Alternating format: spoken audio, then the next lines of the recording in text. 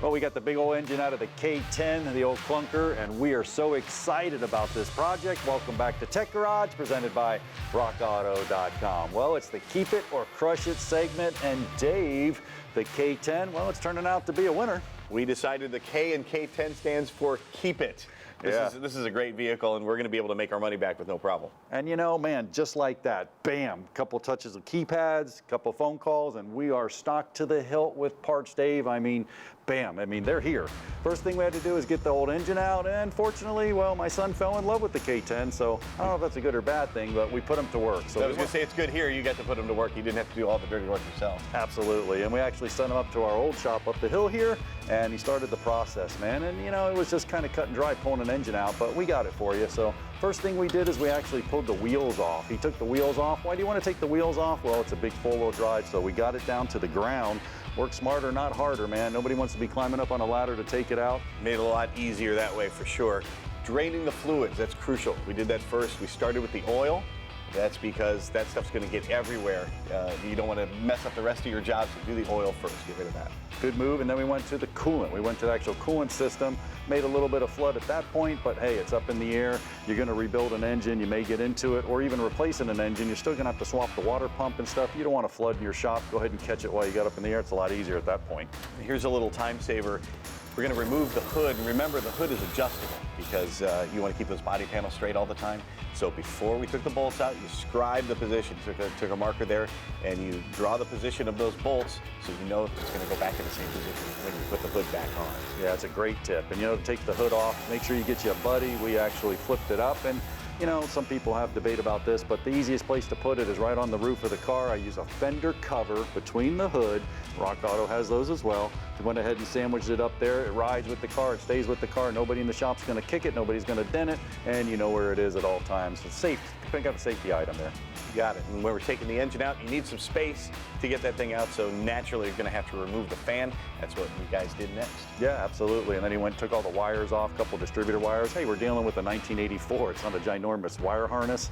So, you know, unplugged the little coolant thermostat wires there, the grounds, the distributor wires, got the harness kind of out of the way. And then we're on to the next move. Radiator's still on. We removed the brackets first, and then went on to the radiator. Yep, super easy, 4 little bolts, bam. And then the shroud had to come out. It was kind of one piece, so we took the shroud out, and once we got the shroud out, bam, the radiator just lifted right out of there, nothing to it. The exhaust flange was next. That's on the side of the engine, just held on by a few bolts. This is another time saver, and this will save some parts too. Went through the night before, sprayed it with some PB Blaster, let it soak overnight. That enables you to get all the bolts off. So that's a good plan for anywhere there's bolts on the engine. Yeah, I can't say that enough, man. Spraying the bolts, that was genius, all right? So, hey, let's go on to the actual motor mount bolts. There's 2 motor mounts on there on the bottom of the engine. It was just a nut and bolt on both sides, still in the truck. We didn't have to lift it. Everything was fine. Took the motor mount bolts out, and man, we're getting close to yanking that engine out. This thing has a manual transmission, so only a few bolts to remove there. Did that, left the bell housing right on the engine, and we're going to pull that thing out together. Yeah, and that made it pretty easy because then we started to pull it out. Anytime you're pulling an engine out, slow. Just take it out a little bit, look around. Of course, there was a ground wire on the back of the head. Of course, there was a little wire harness to the linkage to the transmission. There's going to be little things like that, but if you take your time and you just go a couple inches at a time, you know, it took us a good 15 or 20 minutes, but boy, it popped right out of there, and we got that boat anchor hanging right behind us. It's a great policy when you're doing anything with an automobile. Take your time because haste makes waste. You make a mistake, you pull something you shouldn't, and you're going to end up with a much bigger problem than you had at the beginning there. Next step, John, the inner fenders were rusted. So those had to come off anyway, so that was the next step. We took those off, just a few bolts, and they were gone. And Yep. Rock Auto sells new ones, so we figured why not? Yeah, that's the cool part about it. And you know, we just really had to see what we were working with. Dave, you always talk about that structural integrity of the vehicle, so we got it outside, fired up the pressure washer. I say we. He fired up the pressure washer and got under there, and man, he took care of that. It looked good. We're ready to do the frame and move on. I mean, man, it's to the parts now, and boy, do we have a boatload of parts. Boatload of parts. Look at that. All from RockAuto.com over there.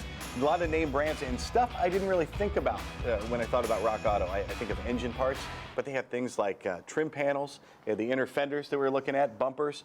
all kinds of stuff. Carpet, John, from rockauto.com. Amazing. I mean, yeah, Weston hooked us up with bumpers. They carry that. Auto custom carpets. I mean, Coverlay door panels. I mean, look at the shelves. We're talking about BBB, Valvoline, Moog, AC Delco. I mean, I can go on for hours. You go on there, it's amazing the brand name stuff that they have. And what really amazed me is this is going to be a total restoration. I did it pretty inexpensively, just by a few clicks of the button, and did it really, really quick, man. And more vendors jumped on board, Dave. Yep, you got it. We had Willwood brakes. So we wanted some great stopping power. They provided us with brakes, and Holly hooked us up with some parts as well. Yeah, Holly's got the seat foam and everything going on now, so we'll talk about that a little bit later. Painless wire harness, we're going to put a new harness on the truck. BDS suspension, we're going to lift it about 4 inches, get that body lift off, and do it right with their system, man. That's the beauty of it. You got it. Speaking of beauty, we got this beauty right here. This is the heart of all of it, the small block Chevy that's going to go into this truck. We'll tell you more about that when we come back, because there's a whole lot more. Tech Garage presented by rockauto.com right after this. Stay tuned.